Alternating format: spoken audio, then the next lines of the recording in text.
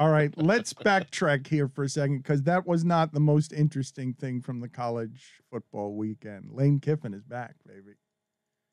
And they were pelting him with things. Like, that's a long memory. That's a long institutional memory because Tennessee has basically stunk since that. Fulmer went out as the athletic director after being he made that program matter for a long time. And then at the end, it was in a dumpster for a while. And it sort of all started, right? I think I've got this right. It was bad before Lane got there. And the results for Lane, like they were playing some really good teams close.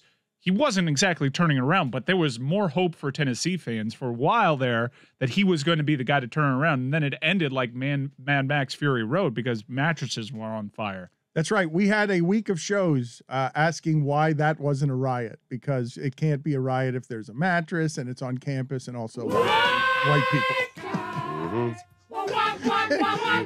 Yeah, it was a week's discussion of like, why isn't this a riot? Why aren't people like, this is kind of insane. Tennessee thinks it's okay to do this because Lane Kiffin is leaving. Yeah, it's what separates a riot from a week of upheaval. And so he goes back, though, with all that history. They have the institutional memory. Oh, we hate this guy. And he wins. Yeah. He wins. He just got to the SEC and he wins with this program on the outskirts of the SEC that he has now made matter because he's got a personality and he's now back in the game, having gone through the Nick Saban rehab program. Lane Kiffin, they were throwing things at him. There was a mustard bottle on the field.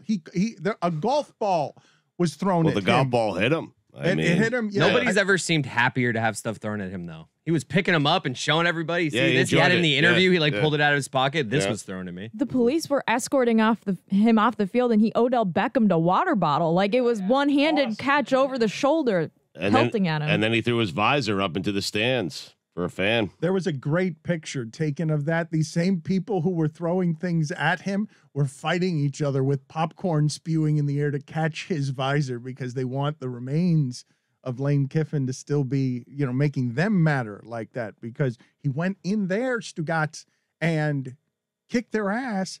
They threw things at him and ran off as a gladiator, holding the things you had thrown at him, throwing his visor in the crowd, and then doing a Twitter troll job where he's showing Tennessee fans who are all painted ridiculously holding up anti-Lane signs. Like he really enjoyed the holy hell out of that night. But Mike, correct me if I'm wrong on Lane in Tennessee. He was there for a season and you saw improvement. I think they were like 8-6 that year, but I think what they're mad at Lane Kiffin for is leaving after a season to go to USC. Wasn't that the... Yeah, he left him at the altar. He broke up with them. Yeah.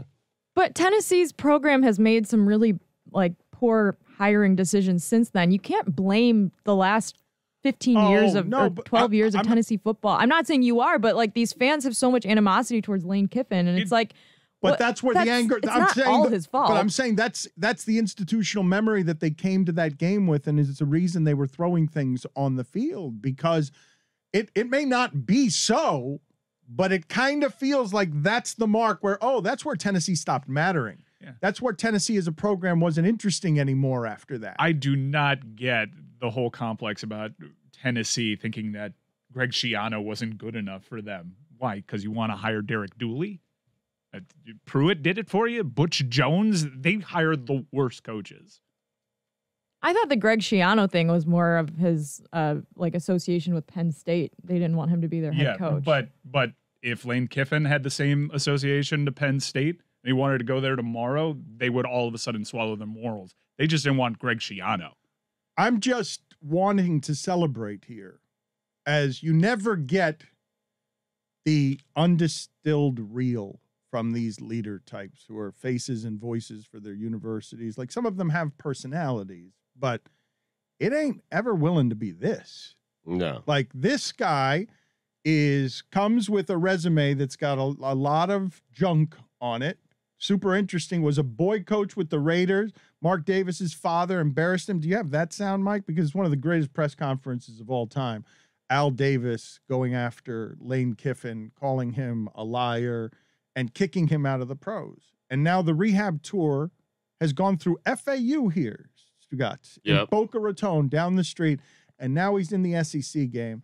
And now he's a genuine villain and enjoys kind of being the villain. And there aren't a lot of coaching personalities like that one anywhere in the profession, right? Because they're so careful. Even the college guys have more personality than the pro guys. They're more authentic, more down home, more regional types, but villainous, willing to be villainous with a smirk on their face. Like, you got to be here for that, right?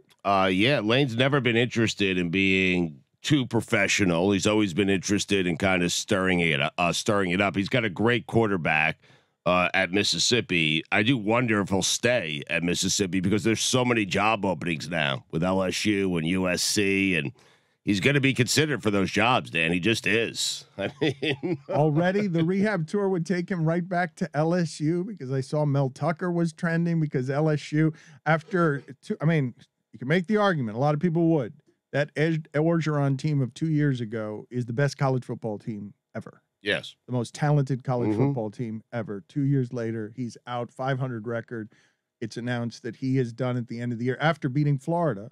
Stugotz is second-ranked team in the country. Yeah. After beating Florida, it's announced that happened very, very quickly. But let's go back to Lane Kiffin being ripped by the late Al Davis.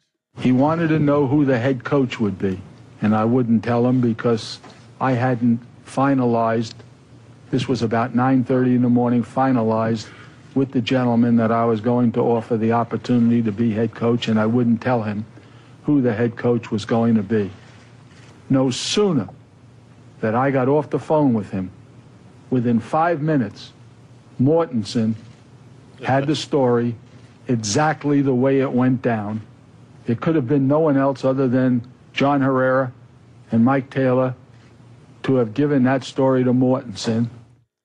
He was up there with microfiche, Stugotz. He was up there, and he basically disgraced. Lane Kiffin has been getting disgraced, burning mattresses, left on it. He was left at the airport, was he not? At USC, just left standing on the tarmac. Yes, but he's back in the game. Yeah, boy wonder coach is rehabbed, and he just went back to Tennessee. And instead of taking that too seriously, Stugotz, because imagine how much coach culture goes in, as serious as people in those regions take these sports.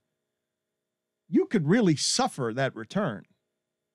You could be like, oh, this is going to be unpleasant. I'm going to go back to a place where they question my principles, where they're super cruel about judging me. Lane embraces that. He loves that. He loves those environments. It gets him excited. He makes the game more exciting because he doesn't give a bleep. And I like that about Lane Kiffin.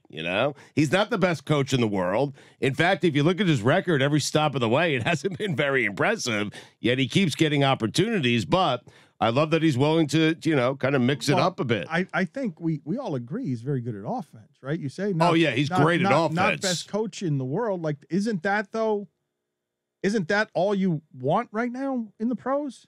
You want a great offensive mind, but then at Tennessee, he was 7-6. He was not good with the Raiders. USC was kind of just okay. His best stop was FAU. He was great there.